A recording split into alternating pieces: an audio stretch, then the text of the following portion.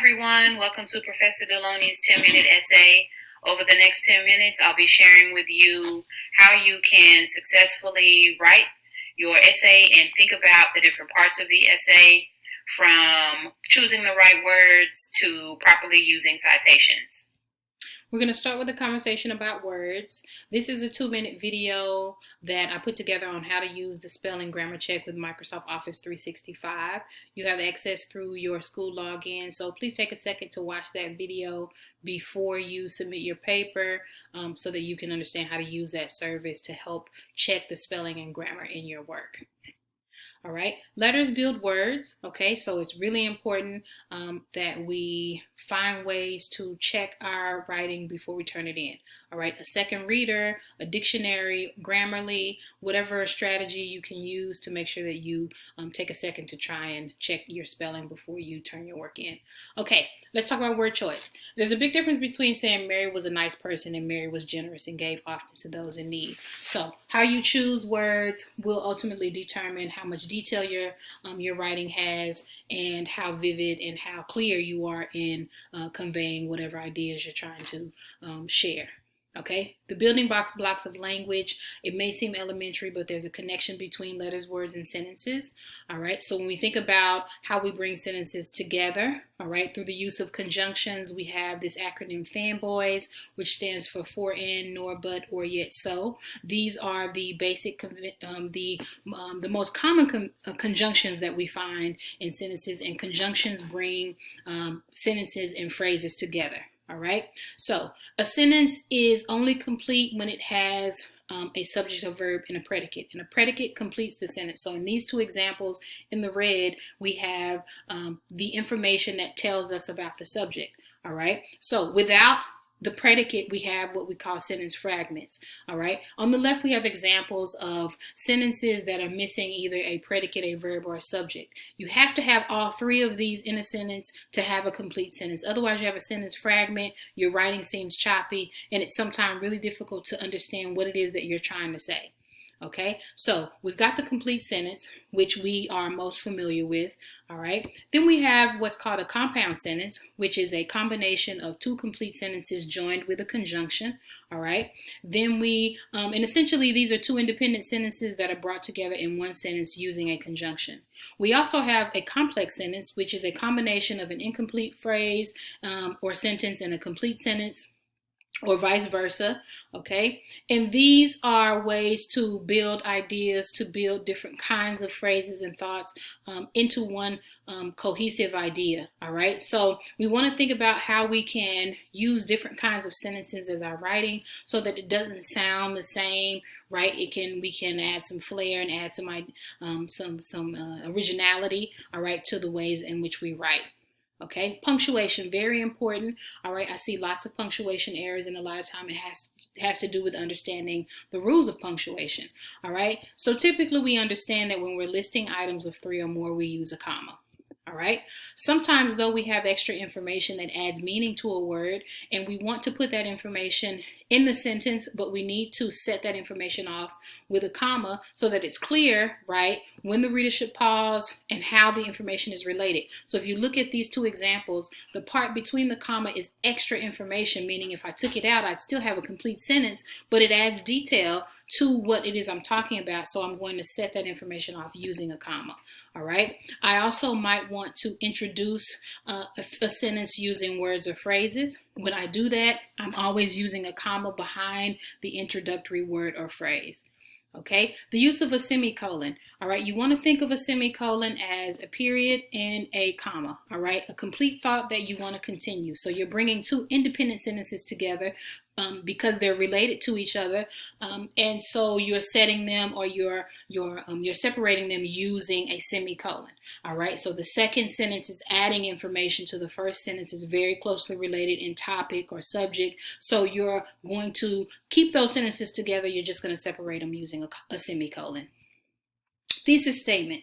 Very important that we think about how we move an idea from being vague to being more detailed to being clear and concise. All right, all of these talk about the same topic, the North and South fighting the Civil War, but the clear and concise statement is going to be the statement that gives the most detail and uses language in the best way to let the reader know how the paper and what the paper is going to discuss related to that topic.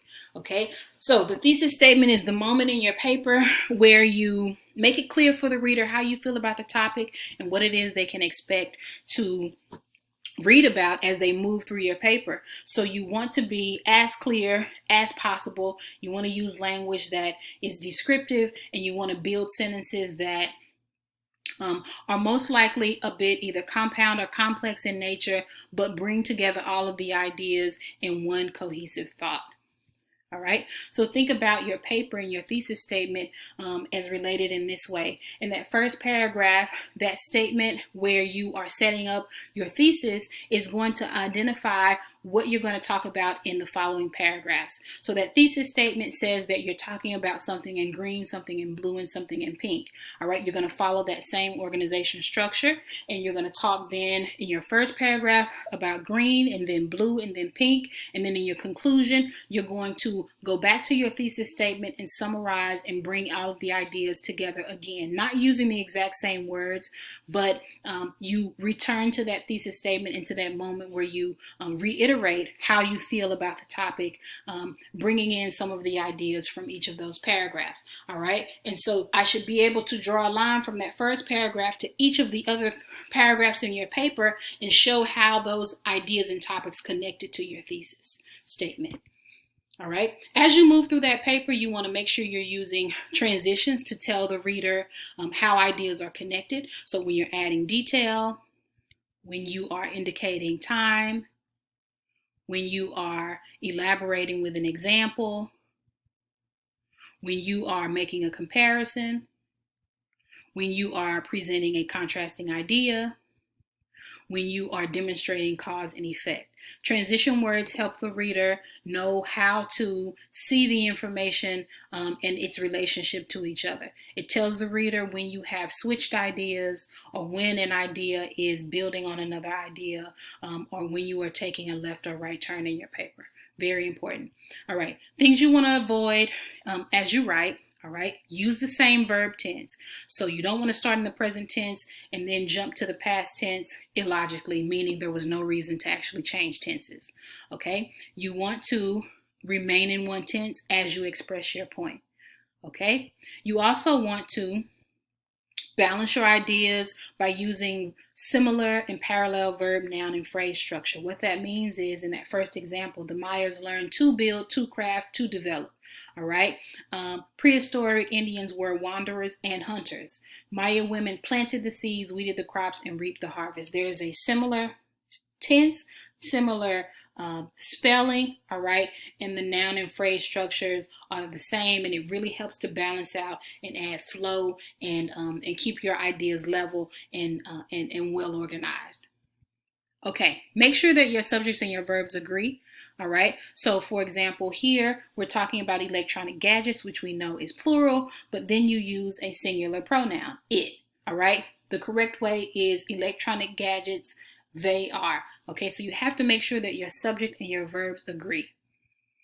Okay, thinking about the essay outline. Okay, on the left we have an outline for a paragraph that can really just be repeated for each part of the actual essay. So you've got the introduction and the two body paragraphs, or a conclusion that can also follow the same structure, right? You have to think about how you're going to organize your information and take the outline as a moment to think through those ideas, so that you are really just in every paragraph repeating the same process for writing and thinking about and outlining and planning your paper. Okay, this is an essay template, a video that will walk you through an essay template I prepared. All right, take a second to look at it. It is already set up for APA style. All you have to do is type in your information and replace it with your ideas. Okay, last but not least, citations, very important. You want to use citations when required, and if you use or borrow ideas or words from anywhere, you have to use a proper citation. These videos will explain how to do that, and they will take you through interactive 4 or 5 minute tutorial on how to use APA citations. Please take a second to write this so that you don't lose unnecessary points making those errors regarding citations and referencing. All right, this is an example of an APA bibliography, which you want to use if you use any citations in your paper. Well, that's it. Thank you for tuning in. I look forward to reading your work, and I hope that you've learned something that you can take with you and that you find useful as you become a better writer.